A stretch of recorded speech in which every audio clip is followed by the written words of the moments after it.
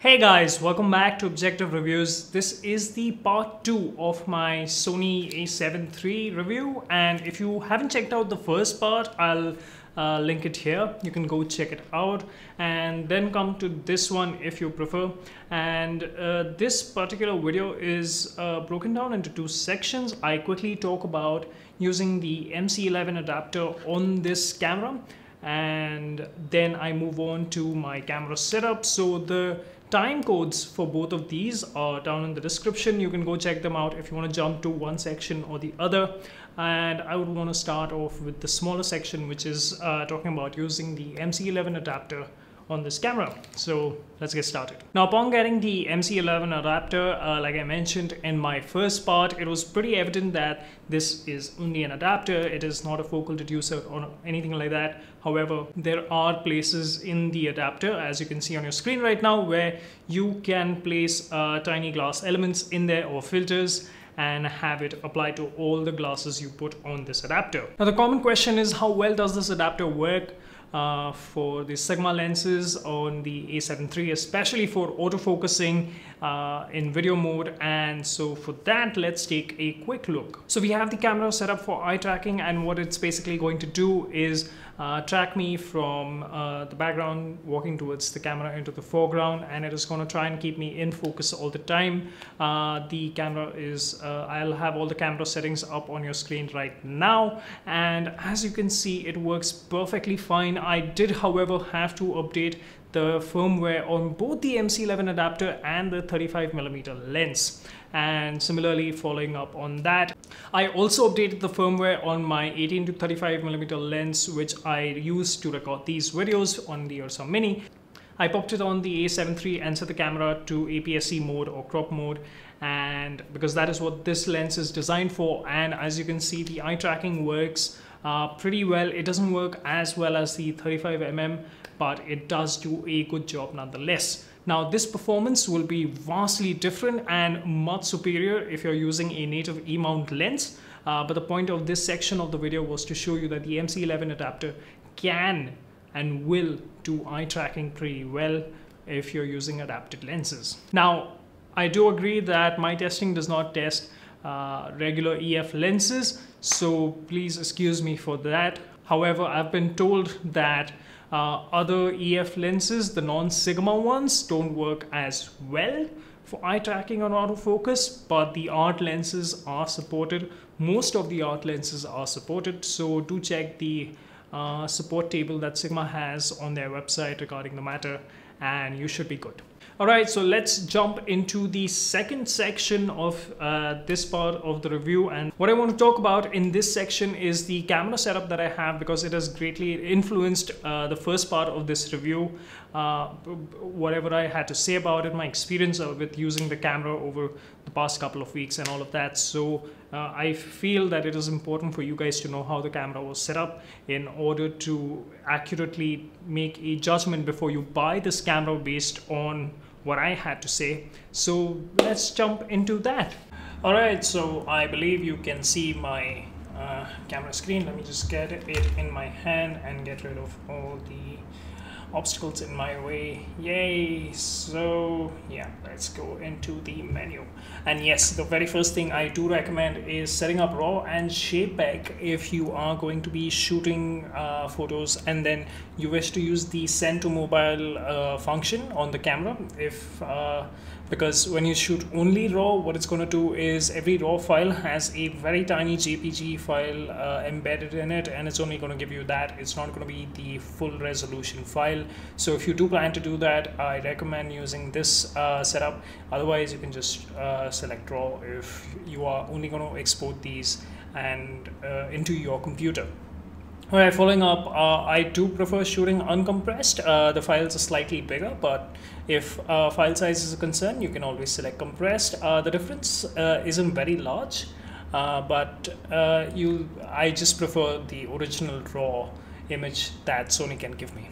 Alright, JPG quality, I set it to standard. I don't need it to be fine or extra fine. The size, full 24.2 megapixels. Ratio 3:2. If you do prefer shooting in 16:9 for photos, you can do that, but I do prefer shooting it in 3:2. So I get slightly a slightly larger crop area. This is going to be when you're shooting with a DC lens instead of a DG lens. DG is for the full frame lenses, and DC are the crop lenses. So this I have set it to auto, and this obviously, since we are setting it to auto, I want that to be off. This color space, yes, I do recommend switching it to Adobe RPG and not keep it to sRGB. You'll just get a lot better colors. High ISO noise reduction, I want that to be on normal, although sometimes you do get some weird artifacts. So depending on the scene you're shooting, you may want to have this at normal or completely off. Alright, moving on to drive mode, single shooting, then you have all of these. Depending on, again, what you're shooting, you may want to set the bracketed shooting or on a timer, or continuous shooting, which will make your camera sound like a machine gun, and so on. And bracketing settings, depending on if you're shooting a high dynamic range scene, well, 14.7 stops is a pretty good dynamic range, but if you want more, you can set up your bracketing settings here.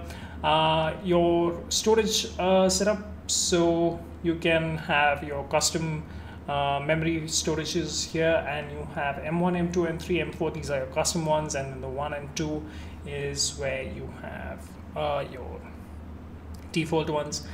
Select media, slot 1. Then focus mode, you want automatic autofocus, or again, this is going to depend on your scene, so do set it up accordingly. And oops, priority area, again, once again, depending on your scene, you may want to have that. Just remember that when you have the flexible spot mode, you have to use the joystick to turn and move the point around before you can focus. AF illuminator, I prefer keeping it on in certain situations. You may want to turn it off, especially like weddings or stuff like that. If you're shooting those, you may want it to be turned off because you don't want to annoy the people you're shooting. Face priority is on, face detection is on, and track sense 5. You can, yeah, 5. I don't know why it was on 4. It should be 5. I don't know who changed that on my camera.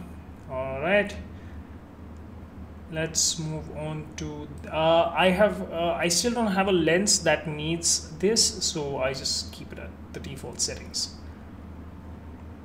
Exposure compensation, EV compensation, ISO, that's the ISO that you can select. Obviously, auto minimum is standard, metering mode is center, face priority and multimetering, yes. Spot metering, point center, exposure step, yes, 0.3, third of a stop. And then you go into flash mode. I don't know how I would use flash mode. Interesting. Auto balance. Auto for me, you can change it depending again on your scene. I just keep it on auto because I do tend to shoot in a variety of environments, and I don't want to keep on fiddling with the white balance till I get it right and I miss the shot.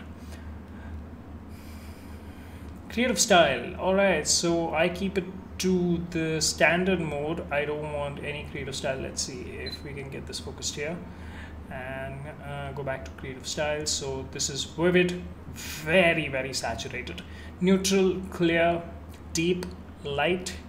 Oops, we don't want light. Portrait mode, landscape, sunset, night, autumn, black and white, sepia. Standard 1, vivid 2, and so on. It just keeps going on. I just keep it at standard because I don't want the camera to play around with the colors it captures. Picture profile is off. We'll come to picture profiles later. All right, so initial magnification, yeah, that seems good. So this is basically when you are manual focusing. Let's see if I can quickly show you that. So I'm going to change the camera to manual, and if I focus, yeah, there you go. So I can really get the focus right. So let's focus on number 7. There we go. If I do that, okay, the focus right now is on number 7. If I try to focus again, it's going to magnify it for me. That's the question mark. There we go. and half press the shutter release and back to normal. So this is really cool. It allows for focusing extremely well, and even if you don't have peaking on, this is going to allow you to focus absolutely well. This is also affected by the manual focus assist function. And peaking setting, I prefer having peaking setting on, and this will only come up if you have your lens set up in autofocus, or if it's a manual focusing lens. It won't come up otherwise. Anti-flicker shooting off. Face registration, you can register a couple of faces so it can track them. And alright, so that's number one. Coming into menu 2, Coming into menu 2, we have the file format we want to set record in. These are your movie settings. I do not like the XAVC codec, but unfortunately that is the only option. You can choose 4K or HD. If you select HD, then you can shoot up to 120p, and that's pretty cool. There's no cropping or binning happening when you shoot 120p. I will get a video which is upsampled to 4K later in this video, so you can go check it. You have 2430p settings, and yeah, so 60 won't be available, and yeah, so these are slow and quiet settings. Proxy recording off. If you do want to record proxies as well simultaneously on the second card that you have, if you have it in the memory slot, you can turn proxy recording on and record proxies, so you save time during post-production and you don't have to create proxies. EF drive speed normal. Yes, this works the best in my experience, because if you make it slow, it's unbearably slow, and if you make it fast, it is unnaturally fast. So the A7 III engineers have found a nice sweet spot between the two, which is normal, and I do prefer using that.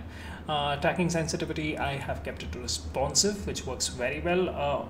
Audio recording, I keep it on because sometimes I just need scratch audio or ambient audio, and I just prefer having the audio which I can discard later than not having any audio on. Wind noise reduction, I keep it off, but given that I'm going to be shooting some stuff later on and it's quite windy outside today, I'm going to turn it on. Marker displays, okay, let me quickly show you what this does, and you can have your various markers set up. I think I have disabled them. Center on, aspect ratio yes, safety zone yes. I believe I'm not in video mode right now, so let me just turn to that, and as soon as that comes up, is it going to pick it up? Are we going to pick it up? No. Alright, so it will show you the markers on screen, like your center markers and your lower thirds, etc. Not sure entirely what happened here. Let me just figure out. Alright, display's back. Alright, so not entirely sure what happened there, but I will, the markers are basically if you're shooting video and you want these things to come up on the screen, so you can compose a little bit better. Video light mode, power link. Movie with shutter, I would recommend leaving it off. Silent shooting, and release without lens, without guard. Without lens, I wouldn't want to release without a lens. Without a guard, alright, let's disable this just so I don't accidentally shoot a couple of photos and then realize there was no memory card in there. SteadyShot, yes, on. This is the 5-axis gimbal that is in there. Adjustment, just leave it to auto. And then you can have your zebra settings, and for now, because we are recording this particular thing, I have the live view display setting effects on, but you generally want to keep it off if you're using a external HDMI monitor for previewing and composing and all of those things. If you're recording to an external monitor, you still want to have this off. Alright, and auto review, going to keep it to 2 seconds. If you want to quickly take a photo, see, and then get back to shooting. If not, you can keep it off. Alright, custom keys. So this is what I have my custom keys set up. So control wheel is my ISO. Custom button 1 is which is on the top right, the first button that your index finger will find. That is set to drive mode, that is your autofocus drive mode. The second one is for the focus area. Custom button 3, which is for your thumb on the left hand, that is for the focus mode. And custom button 4 is for the picture profile, which is also the delete button. If you come to the second menu option here, you get the multi SLC center button, which is the rotating dial, the button in the middle of that, and then you have center button for IAF, left button right mode, right button ISO, down button I have not set it, so let's set that to, let's see, what can we set it for? Alright, so let's get the SNQ frame mode.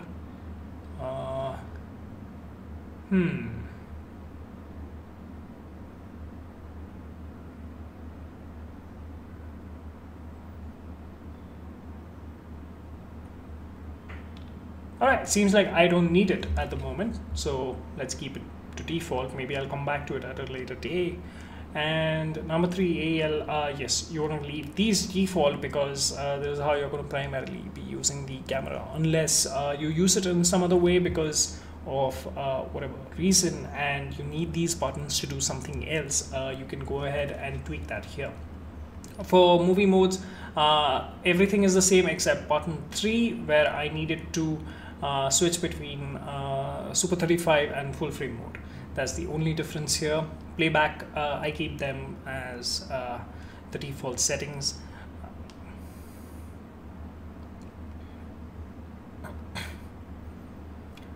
Alright, so let's come to the dial modes.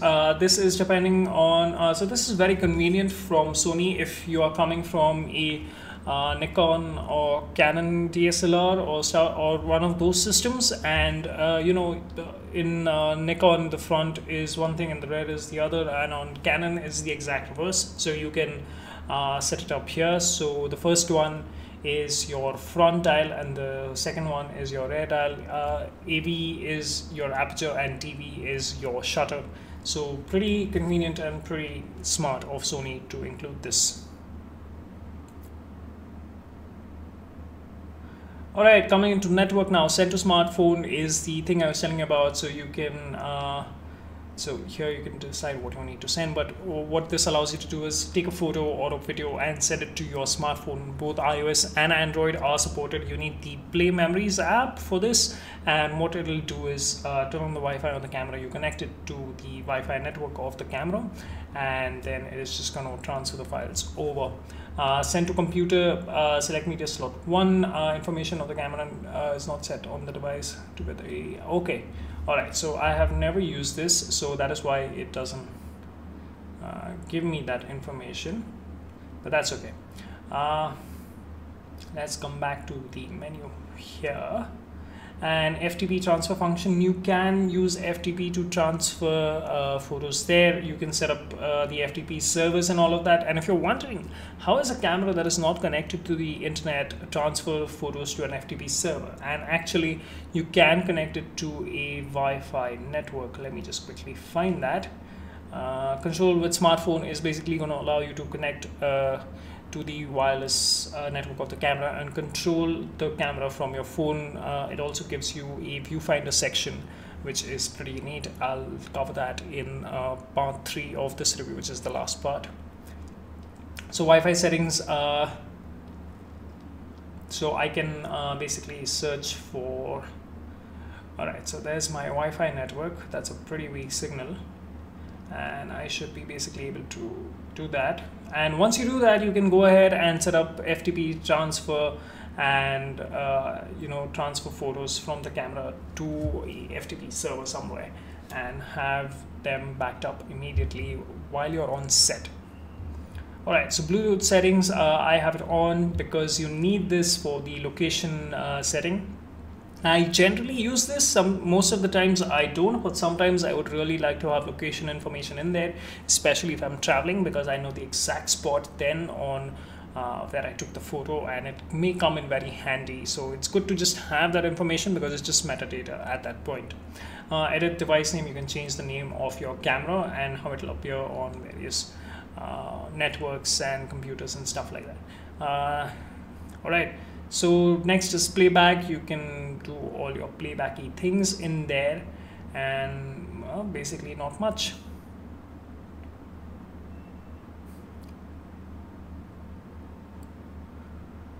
Alright, setup of the camera itself. Camera display assist off, auto assist S-Log2, HLG 709 Rec 2020. I just keep it off. Volume settings, this is the playback volume. Delete, confirm, yes, you want to have cancel first because you don't want the delete button to be selected in case you accidentally press it. So always have cancel first selected.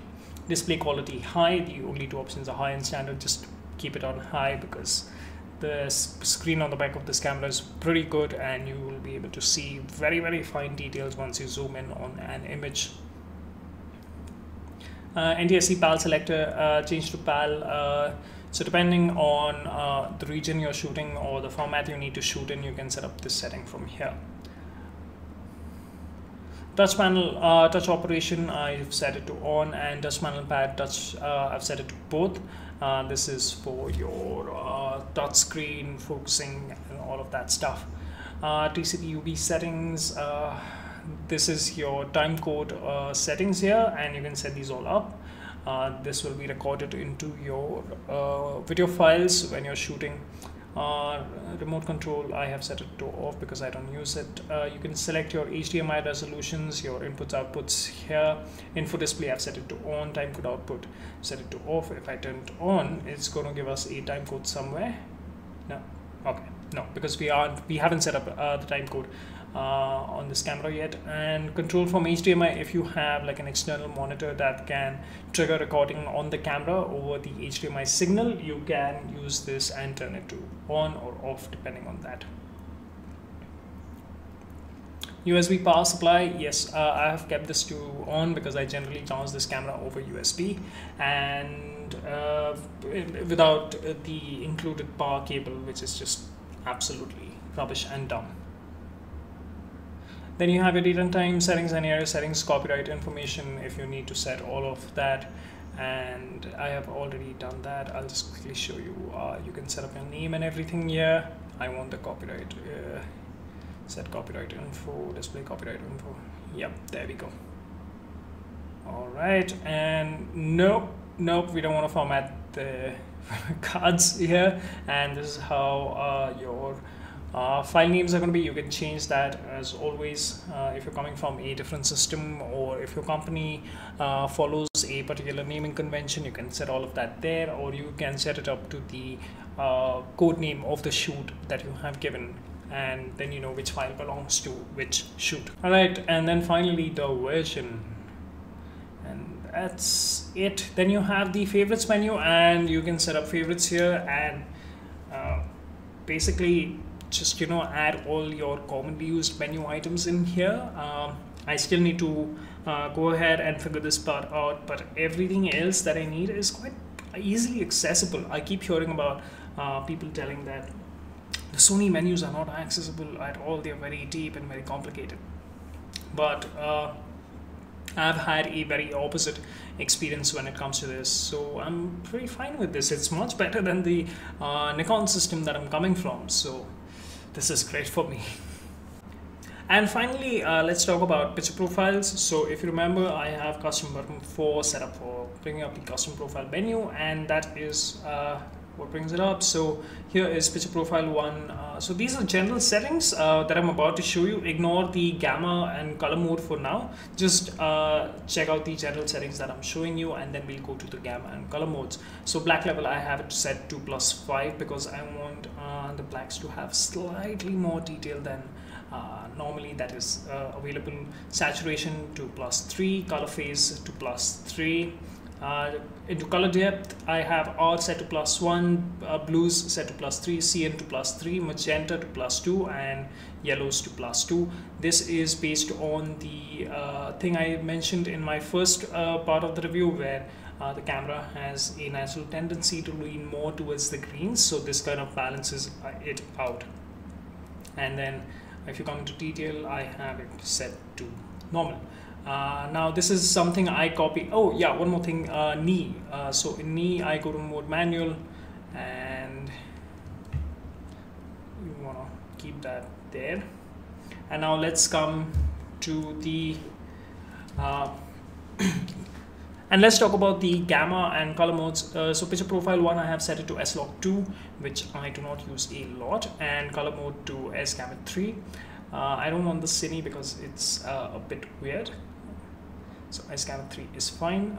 Picture profile 2, I have mine set. Is the exact same settings for black levels and saturation and color phase and color depth and all of that. What changes is the gamma, which is S-Log 3 here, and color mode, which is S-Gamut 3, as I'm sure previously. And picture profile 3, here we have HLG in the 2020 color space. Picture profile 4, we have the Rec 709 with S-Gamut 3. And picture profile 5 is Cine 1 with color mode cinema. I don't think I've set up 6 and 7. I think these are the default ones. So normally I would shoot on PP2, which is the S-Log S-Gamut 3, and sometimes I shoot on PP3 or just no picture profile at all. Alright, I love it when it does that. Look at that.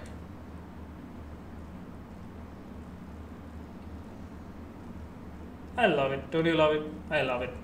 Alright, so back to the topic. So picture profiles, I do tend to keep it on off 2 or 3 depending on what I'm shooting, the project and the requirements.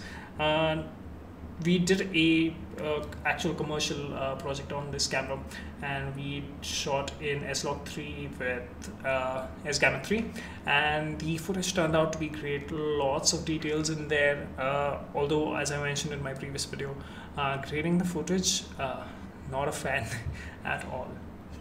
Alright, so as you can see, that's how the entire camera setup flow went, and it's pretty straightforward when you just get a camera. However, I do recommend that if you do buy the camera of my recommendation, go through the manual. I spent about a good weekend going through the manual and understanding everything, all the menu options. I still do not understand most of them, but yeah, I'm getting there.